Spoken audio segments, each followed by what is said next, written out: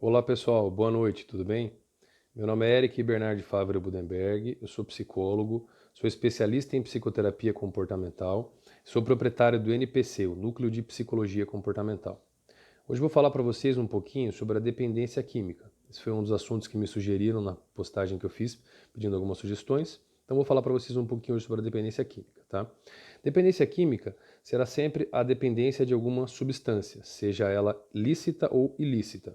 Exemplos de dependência por substâncias lícitas: cigarro, álcool, açúcar.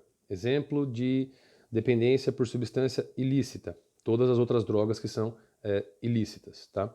Como que o padrão de comportamento da dependência química ele se inicia? Geralmente ele se inicia por fuga ou esquiva, tá? Fuga é quando eu entro em contato com algum estímulo prejudicial ou aversivo, ou potencialmente prejudicial ou aversivo, e quero me livrar dele. E na esquiva é quando eu evito a entrada de contato com este estímulo, tá? Então, geralmente, vamos pensar num exemplo. O marido briga com a esposa e não sabe lidar com a situação. Aí ele vai no bar e toma uma cerveja ou qualquer tipo de bebida alcoólica. Então ele entrou em contato com aquilo e aí ele emite o comportamento de fuga e vai para o bar para beber. Então o que acontece? Ele vai tentar esquecer o problema ou coisas do tipo bebendo. Na verdade, ele vai acabar criando um outro problema porque ele não resolve o problema que ele teve com a esposa, que fez com que ele fosse beber, e acaba criando outro que pode desenvolver o alcoolismo. Tá? Então esse é um dos exemplos. Vamos pensar isso no caso de uma substância lícita. No caso de uma substância ilícita, é o mesmo padrão de fuga ou esquiva e a pessoa acaba fazendo uso de alguma droga ilícita. Por exemplo, crack, maconha, cocaína e por aí vai. Tá? Muitas pessoas podem dizer, não, mas não é por fuga, é por recreação. Na verdade, sendo a própria recreação, acaba sendo um padrão de fuga ou esquiva da situação ou de qualquer coisa que possa ser estressante, porque geralmente quando a gente faz algum tipo de recreação ou coisas do tipo, a gente está tentando, de uma certa forma, fugir ou se esquivar de alguma coisa que não está bem. Então eu vou relaxar, então eu vou fugir do dia a dia, do estresse diário, coisas do tipo. Então, de qualquer maneira, acaba sendo fuga ou esquiva. Tá? Então esse é o padrão de comportamento da dependência química. Na verdade, o nosso organismo ele não precisa de nenhuma substância desse tipo para funcionar. Nós acabamos obrigando ele a funcionar com ela. Uma vez que nós obrigamos e meio que forçamos o nosso corpo a ter que funcionar com alguma substância, ele acaba incluindo nas necessidades básicas, por assim dizer. Por isso que a pessoa acaba tendo vontade e acaba entrando em síndrome de abstinência, que são todos aqueles sintomas e padrões de comportamento quando a pessoa não utiliza a substância. Seria como se o corpo estivesse pedindo aquilo. Por isso que no início do vídeo eu dei o exemplo tanto das substâncias lícitas como das substâncias ilícitas, tá? Porque a dependência química é basicamente a dependência de substâncias, tá? Então, esse é basicamente o padrão de dependência química. Então, o que a gente tem que pensar? Então, por que a pessoa entrou em contato com essa substância? Ela estava fugindo e se esquivando do quê? Então, nós temos que ir na fonte, nós temos que ir nas causas, entender qual foi o padrão de comportamento para que a gente consiga modificar, tá? E dependendo do nível do vício que a pessoa desenvolveu naquela substância, nós temos que trabalhar e pensar em cima disso também. Aí será necessária a prescrição de medicamentos específicos, não só do psiquiatra, mas de outros médicos especialistas, tá? E o psicólogo para tentar entender esta situação, para tentar quebrar aqueles padrões de comportamento. Geralmente nesses tratamentos da dependência química, sempre há a orientação para evitar o local e até mesmo as pessoas nos quais e com as quais a pessoa utilizava aquela substância.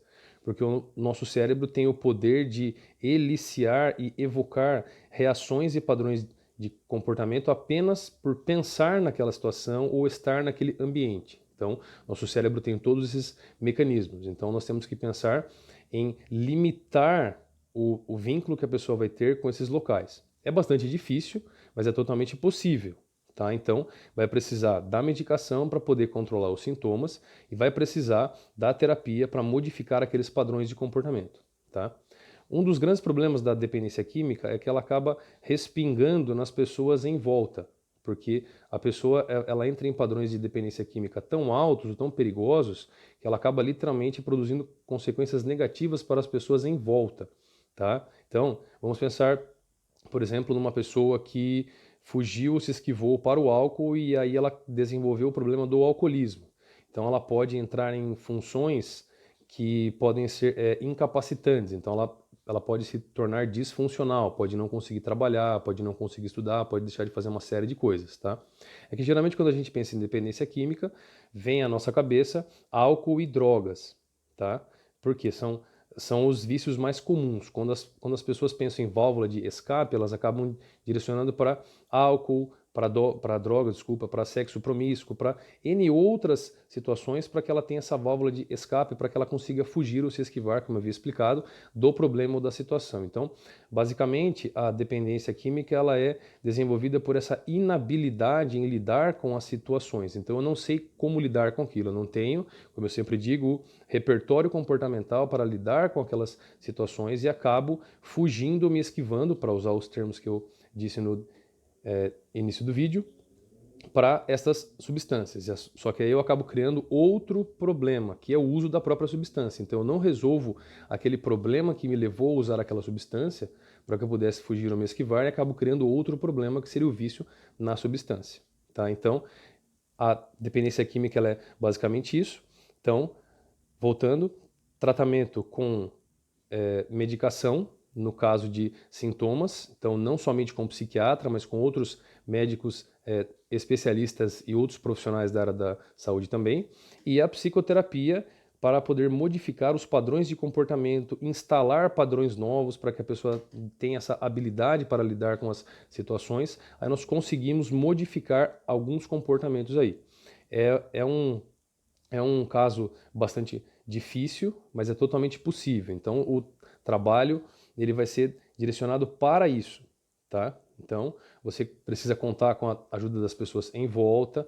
É difícil porque tem casos que a pessoa até mesmo precisa ser internada em clínicas especializadas, tanto para uso de álcool ou drogas, tá? Então, tem uma série de coisas. É um assunto bastante complexo, mas deu para ficar claro o que é a dependência química e como a gente trata ela, tá? Qualquer dúvida pode entrar em contato. Valeu, pessoal. Boa noite.